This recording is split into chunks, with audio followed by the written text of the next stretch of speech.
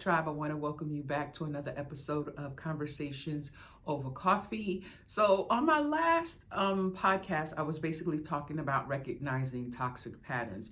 And part of those patterns, if we would just go back and just kind of dive into what were some of the signs of a toxic relationship, it would be manipulation.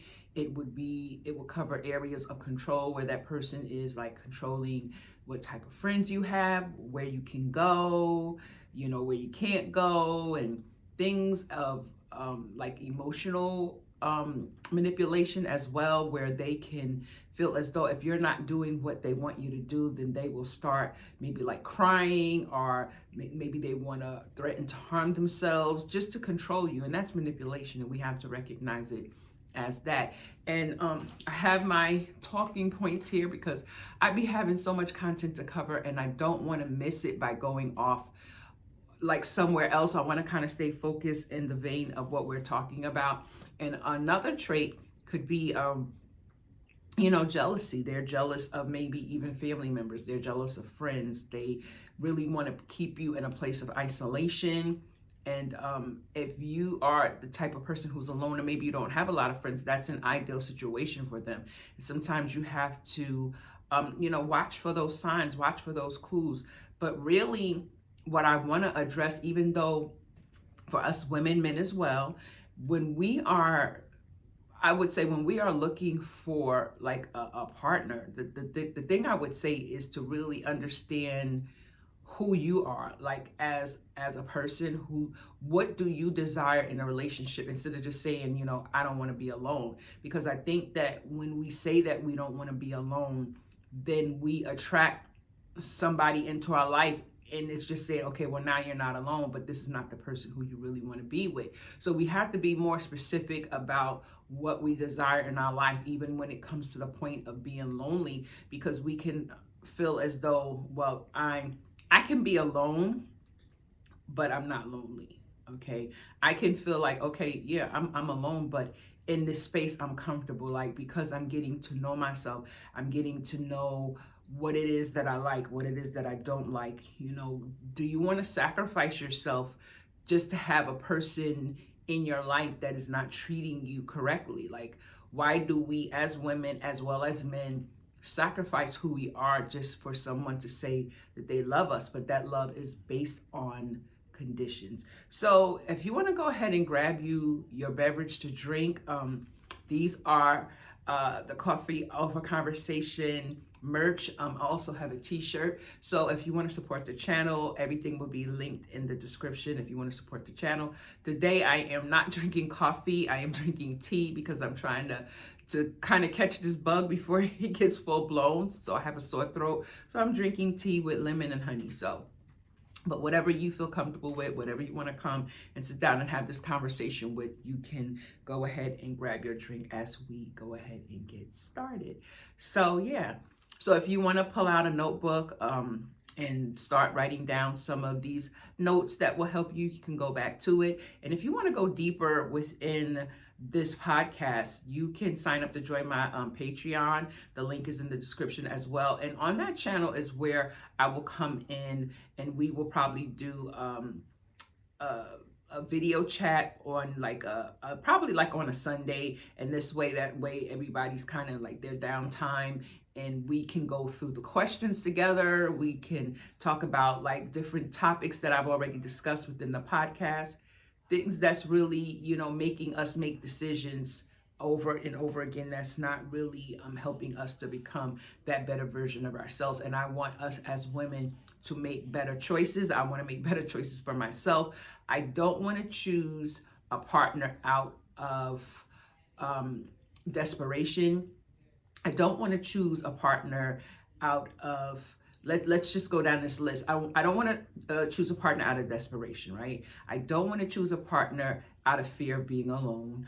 I don't want to choose a partner because of security. Like, I think so many people get into relationships and marriages because they feel as though, well, this person can take care of me, or this person has a good job, or this person has benefits on their job. So getting with them, even though I may not feel any type of romantic vibes toward them, but for my livelihood, they are a good fit. And there's a lot of people who have gotten married just based on those examples right there. It has not been about love. It's just about a mutual benefit of how can you benefit me to live the life I want. So if you truly want to be happy in a relationship, now I'm not saying those things are not important, because yeah, we do want to be with people who can like hold their own weight. They're not just, sitting around doing nothing. They're good with working. They are, good with money, good with, their finances, good with their credit. They're not trying to get in all kinds of debt. Now, I'm not saying that sometimes you may meet a person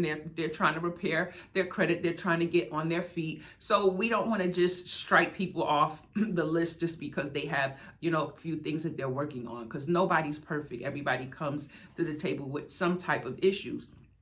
But we want to make sure that when we're going down the list of what, we don't want in our life, we're being honest with ourselves. We're not sabotaging our own happiness for fear of, just not being able to survive in our lives. So with that being said, let's kind of dive into, and I want to go to,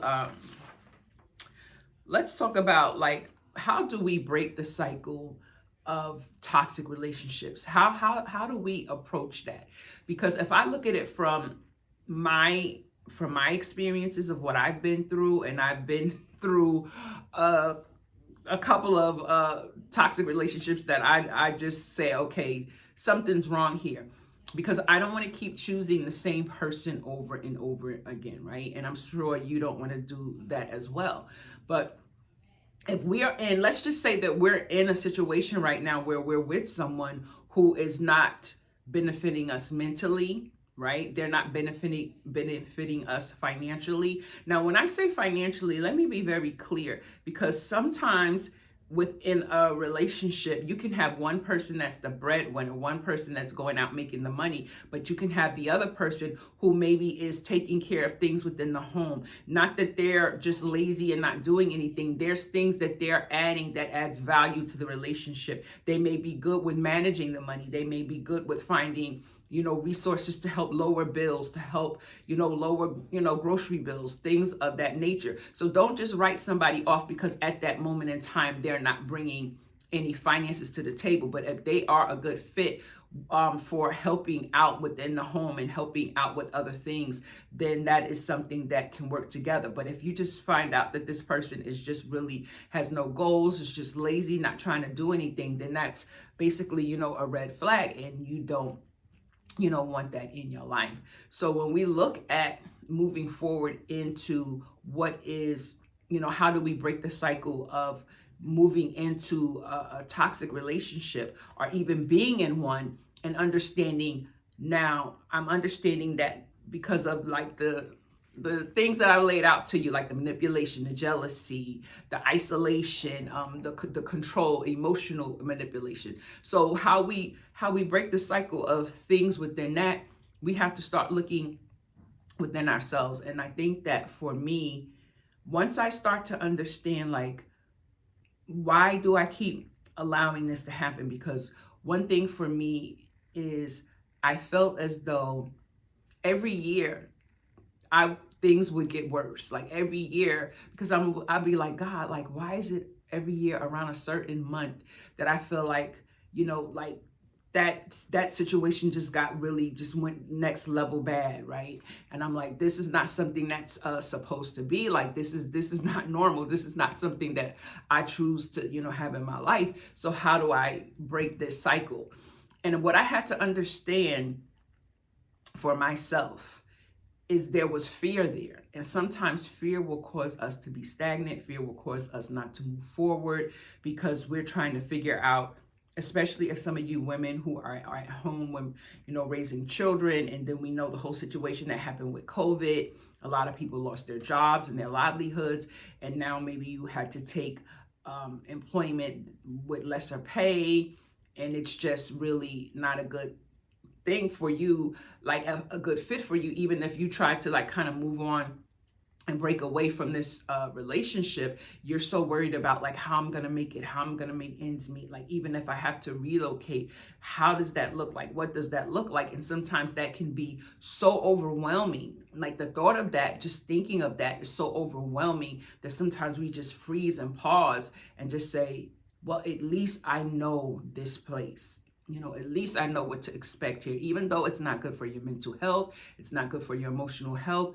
But because you've been so conditioned to the abuse, whether it's physical, whether it's financial, whether it's emotional, you've been conditioned to it. So sometimes we will stay in a place where we're more familiar with, even though it's still painful there, we will stay in that place and we won't move out of fear of the unknown. And that is, to me, that's like, you know, a prison with no bars.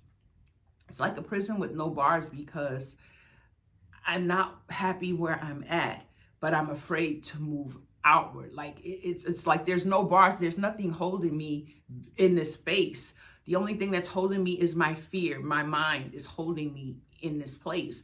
So we have to understand, how do we start to break that cycle of really getting out of a situation that is detrimental to us, and God forbid if we have children, you know, living with us, experience us going through these situations. Then basically what we're passing on to them is how we handle relationships, how we handle mistreatment, how we handle being abused and you know, disrespected. So we don't want to do that, because we can tell kids all day, you know, don't do what I do, you know, you see mom going through this, don't choose this, but they're still looking at you and you're giving them basically a blueprint of like, you know, well, mom accepted this, you know, dad accepted this, so, you know, hey, sometimes kids want to grow up and be like their parents, but we don't want them to face, you know, the things that we went through in these relationships. So we have to be very careful of how we, you know, not only approach new relationships, but how do we get out of one that we're already in that is no longer serving us. So let me speak to that point. How do we get out of a relationship that we're in that's no longer serving us, especially if that other partner is financially abusive, meaning you can even have a job, but it could come to the point of where certain things that they were paying before maybe you got the job, now they're saying, I want you to do this, because the whole goal of even you working is so you don't save money, so you don't, because they already know what they're doing. They already know that they're being abusive in certain areas of your life. They already know this, but in their mind is to kind of keep you in that space. So they will continue to probably drain the money. They won't pay for things that they used to pay for, and they will make sure that you don't have any type of money saved up, so this way you are not able to leave them. They may even call, you know, start arguments with you. They will, you know, if they feel as though threaten that you're going to leave them because you're saying that, they can even call up your job and harass you at the job, or make problems for you where you can even lose your employment just to keep you stuck in that situation. So when you start understanding, like, who are you dealing with? Like, what type of person am I dealing with when I am in this situation? And now you have to really start thinking calculated. You have to start putting a game plan together. You have to, you know, make sure that first and foremost, if you're a woman and you're being physically abused, you have to get out of that situation, because your life can be taken at any time.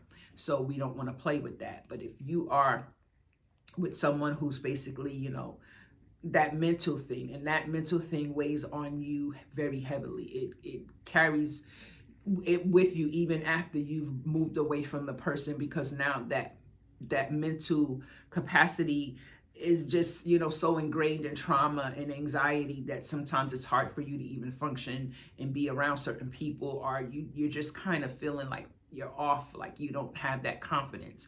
But you can build it back up. Like, you just have to move towards steps that I'm going to share with you as we go throughout this podcast journey. So the thing I would say for those who are really trying to get out of that situation, especially if you have some type of employment, is to start saving. And maybe you say, well, I can't really save because maybe he checks the bank account, he's looking at your check, or it's certain things that he's doing. But I don't know if there's any kind of way that you can kind of split that, or like, put it in like open up another account where he doesn't have access to it, he or she, and making sure that you are putting a plan together. And it may even come to you having to relocate. I shared, I believe, in the last podcast of how I had to relocate. I lost a lot of things. I could only bring what I had within, my truck. So sometimes we have to let go of things in order to get to that new place. Like, don't worry about what it is that you're losing. You're saving your life. You're saving your children's life. You're saving your mental health. And there's things that you need to just kind of say, I can always accumulate more things. I can get more things back, but I can't get back another me. So with that being said, start looking. The goal, I would think now, is to start thinking where you want to move. Do you want to move to a warmer climate? Do you want to move maybe even to another country where the cost of living isn't even that high? Maybe you can start finding out, going online, looking at like the lay of the land, what the employment is like over there, what living like is over there, and if you can save up money, because in certain countries, going over there is so much cheaper than living in America, that you would really live a good lifestyle over in another country. So I'm just saying, like, just do your homework, make sure that you have the resources to, not just to say the resources can come from maybe you reaching out to agencies, maybe reaching out to different charities that can help you get that transition going in place. And even looking at other states, like looking at the rents, looking at what the employment is, maybe go ahead and applying for certain jobs and letting them know, like, I'm coming from out of state, so this is what the situation is, because you never know how your life can change so drastically. But sometimes we have to have that first plan in place, and we have to make sure that we're executing on it. And I know, kind of living in that environment and trying to move to a new location is draining. It's debilitating, because you're still dealing with this person who you're with. You're still going through that trauma, and trying to transition to where you are basically in a place of peace and safety. So that's the first thing. Get that game plan together. If you are working, try to go ahead and put some money to the side, or open up another bank account, making sure that you have some resources in place when it comes time for you to go. If you are the type of person where you're with someone who's basically like tracking your every move, sometimes you can't even take a lot of things with you. I remember this one woman sharing her story with me, where she was talking about she had to leave her abusive husband, and she had a really good friend. And it came down to where she would have a duffel bag packed, and it would have like maybe clothes for maybe a couple of days, and like her personal items and things of that nature.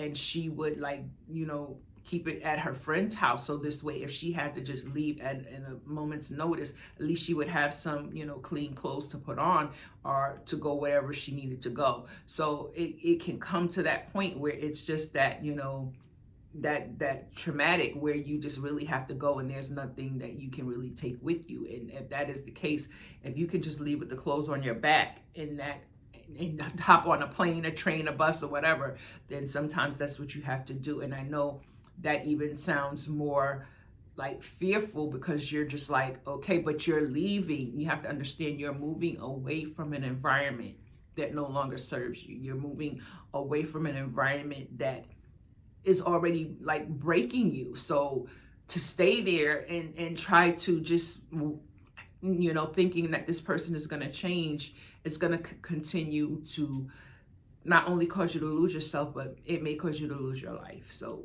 I don't want that for you. So let's continue. So when we're looking at now the person who is with that person trying to get out, so those tips that I gave you, relocating, looking for a job, saving money, whatever, reaching out to different agencies or charities to see if they could help you. Now, for those who are now maybe now you are out of that situation, but now you are, living on your own, whether you are living with a roommate or whatever that looks like. So now you are feeling alone. Like now you want someone in your life. You want, someone, because you're just feeling like, okay, I don't want to be alone all my life. I want a partner. I want to be loved. And that is a desire that all of us humans have. We all desire love. We all desire companionship, right? So with that being said, so how do we move forward into, even seeing, or being with another person? And I think the first thing is we have to do the work on ourselves, because if we're just coming out of a traumatic situation, a situation where we were abused mentally, physically, emotionally, financially, then now we have to understand, am I ready to move on to a new relationship?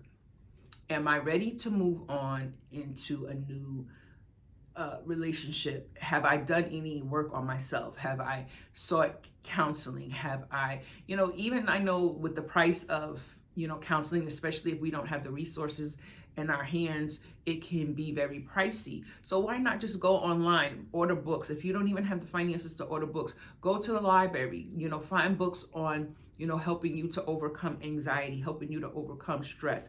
Go online. There's so many different forums that you can go on and you can read that to kind of help you get over that trauma and that emotional anxiety. What I do is when I'm feeling stressed out, one of the things that I've added into my self-care routine is I joined the gym. Now, I know a lot of times people are like, well, I don't have the money to join a gym. And that's fine, because you can just maybe go walk in the park. I mean, I know certain times the weather is not conducive for that, but when the weather is good, you can go for a walk. You can go for a run. You can just maybe read, maybe go on YouTube and listen to music that is calming, that is soothing, music, like inspirational podcasts all over the place, just like this one, that is going to encourage you to just move forward. And you deserve, let me just say that, you deserve to have a better life. Like, this is not your life, just to come to this earth, be abused, be used, and now, feel as though like your life serves no purpose. That is a lie. And I want to tell you that.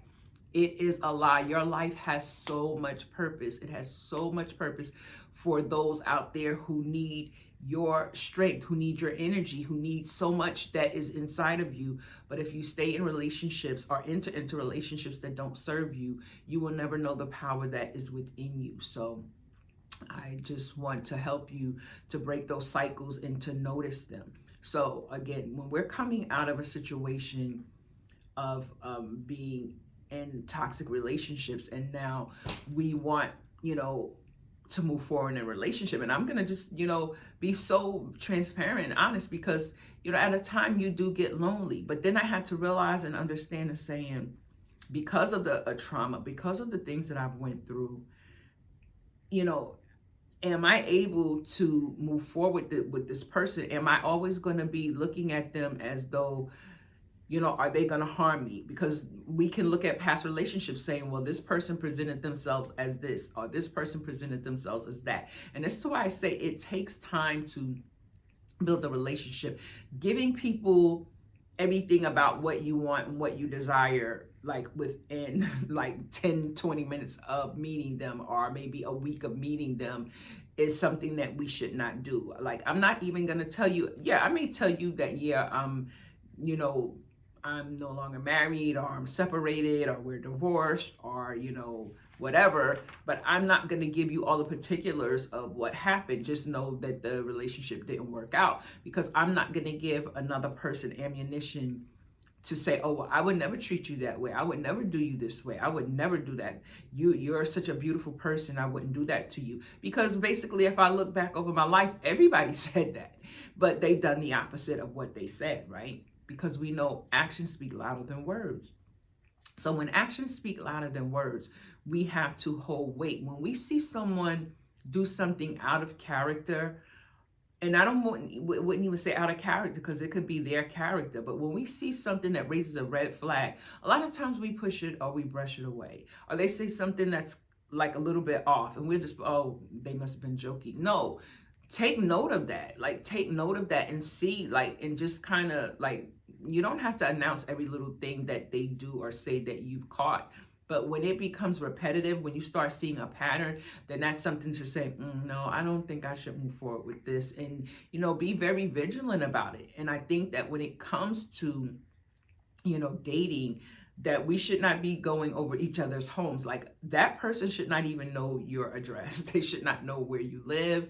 Like, if you're going to meet each other, you meet each other at a mutual, location where we both can come and meet together, because you're not picking me up. Because in this day and age, we really have to be safe. We have to be safe because we don't know who we are dealing with.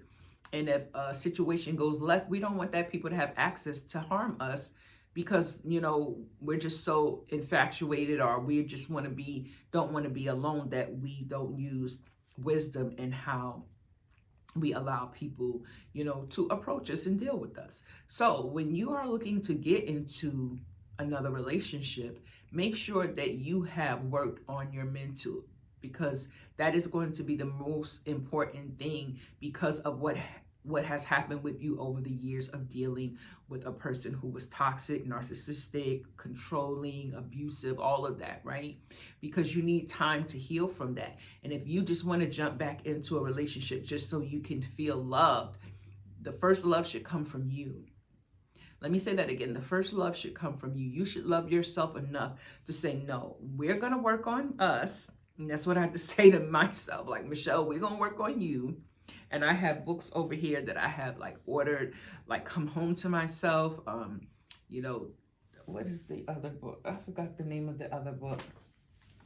Let me see.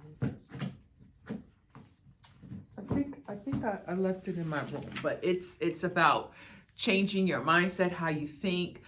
And there's so many different things that I look at, and because I don't want to go back through what I've been through. I've gotten to a place in my life where I'm finally getting my footing. I got to a place in my life where I'm loving, who I'm becoming. Like, I'm loving who, I'm still dealing with a lot of anxiety. I'm still dealing with a lot of trauma, but I overcome it by talking to myself, like letting myself know when I feel that anxiety come on. I tell myself, Michelle, you're okay. Like, calm down, you're okay. Because when I get overwhelmed, then I start forgetting things. I start like freaking out. I start like really just like looping. Like, I'll be in a loop. I like keep doing the same thing. Like, how many times you're gonna pick up those keys, Michelle? Like, stop. So I have to like really stop myself and calm myself down and say, you are okay.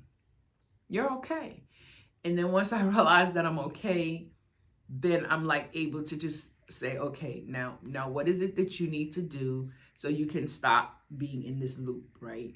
So I'm like, okay, I'm trying to get my keys, to get my coffee, to get ready to go to work. So then once because I'm the stickler for time. Like, I'm this type of person where, because of trauma, because of anxiety, I don't like to be in like around a lot of people. I don't like to be in large crowds because they overwhelm me. So and it drains me, because I pick up on people's energy, right? And sometimes it will shift my mood if I'm not careful. I'm like, why am I angry? Why am I feeling this way? It's because I'm picking up on somebody else's energy, right? So with that being said, I have to do things a little bit different that will cause me to have a calmer day. Like, for instance, my work day starts at like 7:30 in the morning when I'm going off to my other job, right? 7:30 in the morning. But I leave my house like at 6 o'clock in the morning, maybe a little after 6. But I don't have to be there till 7. I don't have to be to work to 7:30, and it only takes me 15 minutes to get to work. So I almost have like 45 minutes to just sit, which gives me time to calm down.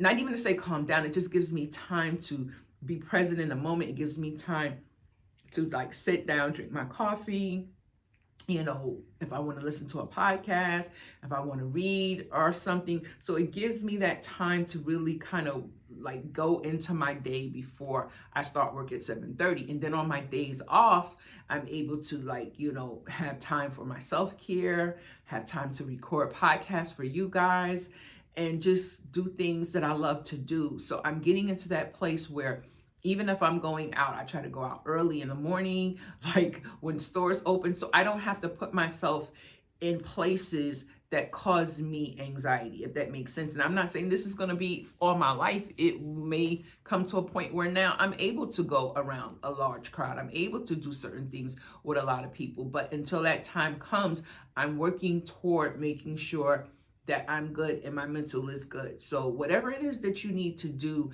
and go the extra mile to make sure that you're okay, go ahead and do that, because you are the most important person in this story. Like, you are writing your story. Each day that you wake up, you are writing a story. And what is that story saying about you? Like, if someone was to read your life story, what do you want that story? How do you want that story to end? I can tell you, my story didn't begin good. As far as me, I was born to a teen mom who had me at 14 years old. Then because of during that time, children were not allowed to raise children. So I was basically taken, me and my cousin were both wards of the state, meaning we had to go on foster care. So through that childhood, and that's the first issue of abandonment. When you are taken from your mom at birth because she's too young to even care for you, and that's the first person who you bonded with within her womb for 9 months, and now you're taking from her, and now you're giving to a stranger to basically raise you. So my abandonment issue, first one, came from my mom, from me being taken from my mom, put in foster care, and then throughout the years of my life, going through a whole lot of host of things that I probably will share with you, maybe on the Patreon side, because it does get a little bit deeper. But with that being said, it's like then going into relationships and then getting into a marriage and then being abandoned in the marriage and just seeing this cycle and saying something's got to be done and something has to be broken. So when we're looking at really getting healing and making sure that we are becoming the persons that we want to be before even getting into a new relationship, I think the first thing is to basically say, like, what do I really want from a relationship? Like, what do I want from a marriage? And of course, the first thing is love. Okay, so if the first thing is love, but what does love entail? Just someone telling you they love you, to me, is not enough. Like, does that love come with respect? Does that love come with understanding? Does that love come with communication? Does that love come with trust? So when we think of all of those things that surround what love means, like, what does love mean to you? Because love for somebody else, it could mean something totally different. Love for somebody else could mean, well, I love you if I can control, like I need to control you because in my life, what I've experienced is I seen my dad do that to my mom. I seen this, but she still loved him. So we have to understand, what is people's love language? How do they identify with what is love to them? Because a kind gesture, a small gesture could be just, hey, your mate or spouse or significant other, like, just, doing something really nice for you. Well, listen, I want to come by and check your car out, make sure, you're getting to work. This is basically if you built a relationship where now you're mutually, in one another's lives, and you're, kind of thriving there. So they're doing little things for you that is showing you that they love you. It's giving you that extra attention to say, like, I'm here for you. I'm not just here because, I just need somebody to fill a space. I'm here because I truly want to pour into you. And I think that's what love is. It's about us pouring into each other, not just taking where there's a deficit. Because if there's one that's always taking, and the other is not pouring in, then it's an imbalance. And what causes the imbalance is now what causes a lot of arguments. When you hear a woman saying, well, you pursued me so hard and you wouldn't give up and you caught me all night. And I do understand. And let's put it to this perspective. I do understand that when it comes to relationships, there is what we call a honeymoon stage. There is a place where we are so infatuated and we're just so enamored with the other person where we just can't get enough of them. But then once that kind of settles down, now we're basically in that groove. And it's not that, to me, about them pursuing, us as hard as, when, they were trying to get us. It's now that the dynamic is changing. So how do we continue to keep that love there? How do we continue to keep it? Because this is my thing. If a person truly loves you, because there's a whole lot of this narrative about, men cheating, women cheat. I mean, humans cheat, just like we put it like that, right? But if you are the type of person that you have a character, you have integrity, like moral character, integrity, right? You are not going to do something, first of all, that is against what you stand for. And then if you're picking a partner that has that same mindset, then you guys don't have a roaming eye. You're not looking, even though that love part, that initial love part of seeking one another kind of diminishes as you get more and more deeper into the relationship. But it's not where you are worried about, because now they're not showing up like they used to, that they're now looking or they're trying to be with someone else. No, now we are aware of what each other's needs are. We are meeting them through communication and, just appreciation, and just letting them know that they are my person and I'm going to continue to be with them, as long as, this life provides us breath in our bodies, right? So when it comes to you really understanding who you are as a person, you have to understand, and this is probably something that I'll probably go into on the next part, but I just want to cover the some of the key points on this before I end this podcast. So when we think about relationships, right, our belief system around relationships, because I think that is so key. Like, what relationships have we seen that we grew up with? Like, what, even our past relationships, right? So when we reflect on them, maybe romantic relationships, even friendships, like, how did those relationships like pan out? Even when we would see maybe neighbors or siblings, how was their relationships? How did they describe it? How did they basically interpret how their relationships went?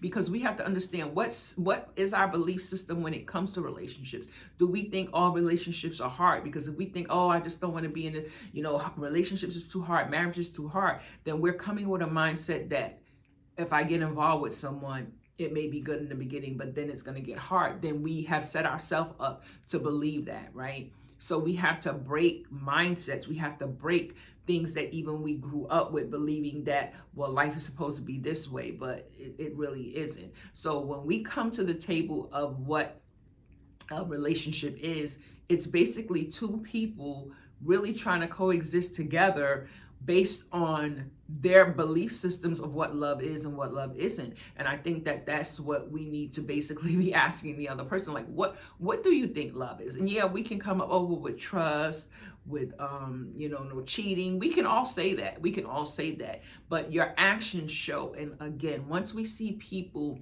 start showing us things, because everybody can come up with a representative of who they want you to think they are. But as we get into it, and the hard thing about it, and I'll say this, the hard thing about it is sometimes a person doesn't reveal, or we don't really see the reveal of the true person's character until our emotions are involved.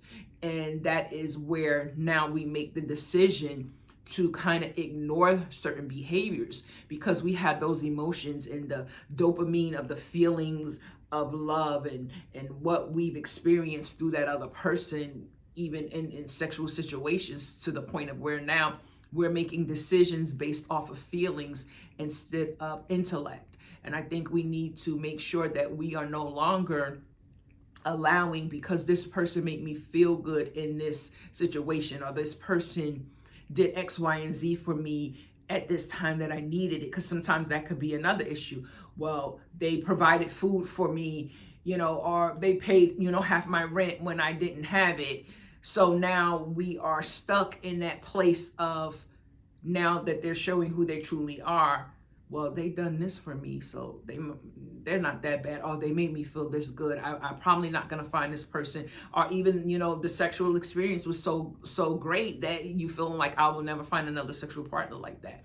So we allow those emotions to keep us trapped in a place where the person's character does not match, you know, who they say that they are, who they presented themselves to be. So we have to be very careful with that. We have to make sure that even when emotions get involved, we have to let our intellect override our emotions, because emotions, you know, yeah, we have feelings, but if that feeling that's coming next is abuse, is mistrust, is disrespect, is lies, is jealousies and all that, then it outweighs the good feeling. Do you understand that? All of that other stuff outweighs the good feeling that this person made you feel in that moment, because this is now stacking up way higher. And we have to learn how to cut that off and move on for our own safety, because if we allow that emotion to continue to override our intellect, then we're putting ourselves right back in that same situation that we tried to escape from. So I hope that helps you. So I wanted to say a couple of more things. So our family influence, consider the relationships you have observed in your family. And I think I said that, as well as those dynamics that have influenced your views on love, trust, and communication, okay? Expectation versus reality. Now, this is something that's really good. Like, think about what you expect from a relationship, and are these expectations based on your own values or desires? Like, what is your expectation based on? Is it your values or your desires? Or are they influenced by society norms, our media portrayals, or the opinions of others? Because we don't want to take on things that just society says is what we're supposed to do. What is your value? Because your value system, your belief system should be what rules you, what governs you. Like, you should understand that I'm not going to let society dictate, you know, what type of mate I pick. I'm not going to let society say how I should love, when I should love. I'm going to let, you know, my belief system, my character, those things that I believe in that has grounded me.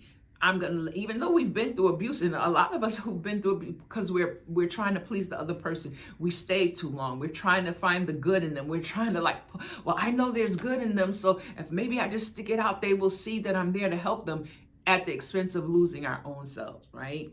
So we want to make sure that if we have those good values, that belief system that's built on a foundation of, I'm not going to violate this in my life anymore. If something doesn't make me feel good, if something doesn't make me feel safe, if it doesn't make me feel secure, I don't care how good, and I'm just going to say, I don't care how good the sex may be. If I don't feel good after, and you don't make me feel good as far as, you know, within a relationship, if I can't trust you, if I'm feeling something, you know, iffy about you, if I'm going to let that govern how I move with you. I'm not going to let how you make me feel this way govern how I move with you. No, I'm going to make my intellect basically and my value system basically show me and lead me of how I interact with you. That, you know, hopefully makes sense.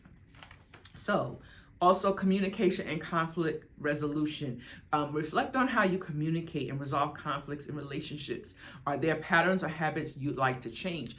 And even for, you know, some of us women, we're very emotional creatures. And sometimes when we are dealing with situations, and I'll say this, because for me, I know that I was the type of person that I'm a confronter, and it didn't happen as me being a fronter. This confronter. This is something that really, I think God had just put situations in my life where I would always have to confront an issue. And I'm like, God, what are you doing? Like, I was just to the point where I would avoid.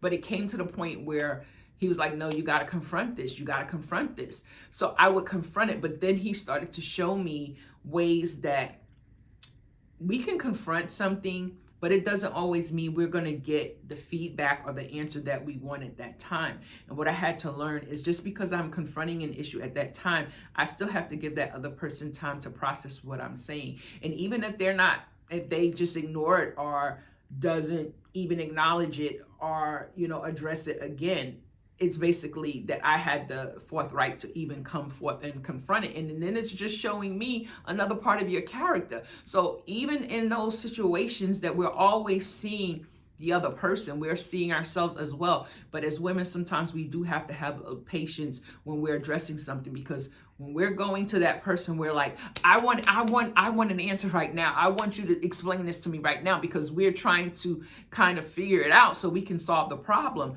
But a lot of times people don't process information that quickly or that fast. Like, they need time to kind of think about it, even though we can try to call them on that. Like, that's BS. You can address that now. You just don't want to, because you know you're wrong, right? And that's why a lot of times I had to just basically say, I'm going to confront it, and then, you know, we can address it when you have time. But then I would realize that the person never wanted to address it. The person knew what they were doing. It was just their way of trying to get me in that emotional uproar, where now I would just, like, you know, become this mess of a person. And when I realized that you're just trying to bring me out of my character, you're trying to break who I am and get me to display, you know, to display somebody who I'm not. Like, a lot of times we sit in these relationships and we start becoming somebody who we don't even like anymore. Like, wait a minute, that's not me. I'm not that type of person. But because of your inconsistency of kind of trying to work things out or situations out, or seeing how we can get past this, you rather see me be a mess instead of work on what we need to address. And when I realized that, then I really seen what this person was trying to do. And I'm like, okay, so now I got to think strategically. And that's when I just stopped talking. And that's another way that we can kind of hold on to our power. When we know another person is not trying to hear us because they just don't want to. They don't want to change. They want to be who they are. So at that point, stop the communication, like cut the communication off. Because if you've been this person that's always trying to, you know, fix things, always trying to work things out, it gets exhausting when the other person's not hearing you. And when they're not hearing you, you're like, you get flustered, you get overwhelmed, and you get all this emotion starts coming out. But what I learned in that is that's where they want me to be. And that's not who I am. And in order for me to change that, I have to change that dynamic. So when I started to change that dynamic where I just stopped talking, then they couldn't figure it out, because they would do little things to push those buttons again. But because I learned their pattern, I'm saying, okay, now you can't get me with that anymore. I'm just not going to talk until I find my way to get out of this situation, so I can move on and, you know, live the life that I know that I'm supposed to live. So with that being said, you know, that conflict resolution and communication. Now this, last but not least, you know, self-worth and boundaries. Like, evaluate how your sense of self-worth influence your relationships. Like, do you establish and maintain healthy boundaries? Now that's so key, because for us women, sometimes we don't. And I'm not saying men don't do it, but we have to maintain healthy boundaries. You keep letting somebody cross a boundary, you know, after a while, they're going to keep doing it, and you can't get mad at it because you've allowed it. So we have to understand, like, what boundaries do you want to set when it comes to you, either the person you're dealing with right now. If you have to set a boundary, stick to it. Don't say, well, I'm going to set it. And then now when you're feeling all good and everything, are they making you feel some type of way? Now you know, lift the boundary or erase the boundary. You have to continue to set it until you see change behavior. And if there's no change behavior, then the boundary doesn't move, right? So with that being said, like, even going into a new, I would say, relationship, a new, whether it's friendship, whether it's romantic, whether it's business, you have to make sure this covers all area. Even though I'm mostly talking about romantic relationships and partners, but when you are choosing to be any type of relationship, don't allow people to abuse you. Don't allow people to mistreat you or misuse you. Know what you're getting into beforehand, and especially with romantic relationships, let that thing take time. I mean, sometimes we think, oh, well, I'm getting too old and I just want to be with someone, but be with you, love you, do the things that you need to do for you, like love on you. because you're the only person that you get, right? So if somebody is not loving you to that capacity that you want to be loved, pour into you first, because once you start pouring into yourself first, what happens is you start building up this confidence. You start loving how you look, you start loving how you feel, you start loving how you start treating yourself, and you won't treat yourself. You know how sometimes we don't even realize how we treat ourselves, or how we talk to ourselves, or even how we ignore ourselves. Let me say that. Do you get up and this is what I started doing. When I get up in the morning and I go in my bathroom and I'm like brushing my teeth, washing my, I'm like, good morning, Michelle. How are you doing today? Like, do you even respond to yourself? But so many times we're like, people, saying good morning to us, or people acknowledging us. Do you acknowledge you when you get up in the morning? Do you say, how are you doing today, Michelle? Today's going to be a good day, Michelle. This is, if I'm not feeling good, like today, I'm not really feeling good. But as I was laying in the bed, I was like, oh, come on, Michelle, we got to get up and do this podcast. And I was like, yeah, I got to get up and do this podcast. Well, come on, we're going to start feeling better once we get into and start doing it. Make your tea and and get dressed, and you'll start feeling much better. And I'm like, yeah, that's true. And even if you don't, Michelle, you can still do your work and then come back and lay down, and we can watch a movie, or we can do something that's gonna help you relax a little bit more. Do you see how that is? I'm not looking for anybody outside to make me feel good. I'm making myself feel good. I'm doing the things that's going to increase my mental health, that's going to reduce less stress in my life. So when you've come to that point, then now you are on that road to healing, right? You're on that road to basically discovering who you are and who you are meant to be. So I'm going to close this out because I don't went over an hour. So I hope that you have picked up some tips from today's podcast. If you have any feedback or maybe anything that you want me to discuss in my next episode, which will be the next episode, let me just go in and see, because I think it's in alignment with this one. Let me just go real quick so I can let you know, so you can be prepared for that. So I hope today you have gotten some good tips. You have taken some notes down and putting those notes into practice. Now the next podcast is going to be episode 2. Is going to be the roots of toxic patterns, and we're going to understand, where does those roots come from? Where do we kind of learn these things that we're dealing with now in our adulthood? So that is going to be the next topic. So I look forward to share this information with you. Again, all links will be in the description box.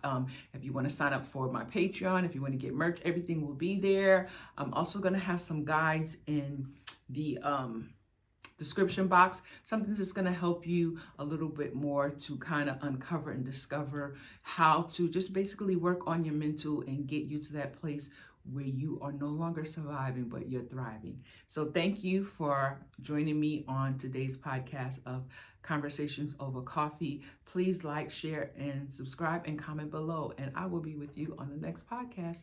Have a great day. Bye-bye.